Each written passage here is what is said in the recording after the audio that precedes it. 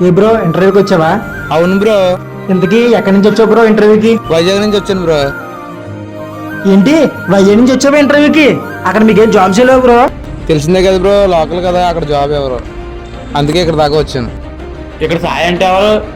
Sir రమ్మంటున్నారు.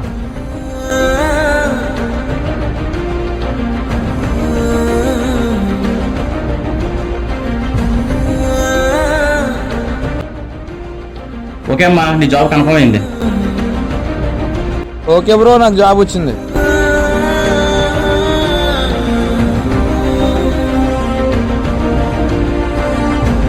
నీకు job లేదమ్మా, వెళ్ళిపోవచ్చు.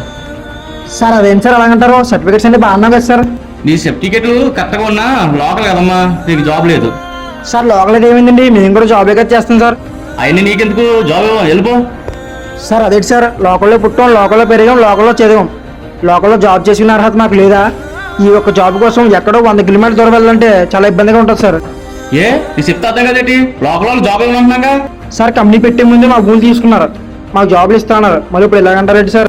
పెట్టే ముందు 100 చెప్తాం, అవన్నీ ఇచ్చేస్తారండి. నువ్వు ఇంకా ఎక్కువ మాట్లాడుకో, ఇక్కడే కాదు ఇంకెక్కడ జాబ్ రాకుండా చేస్తా. సార్ ప్లీజ్ సార్, జాబ్ కావాలి సార్. ఏ ఏమనుకుంటున్నది? కంపెనీ అనుకున్నావా, బజార్ అనుకున్నావా? ఏ సెక్యూరిటీ బయట లాగండి. కష్టపడి డిగ్రీలు పూర్తి చేసామని ఆనందం కన్నా లోకల్ అనే ఒక్క పదం వల్ల పట్నం వెళ్ళి బాధపడుతున్న వారు ఎందరో.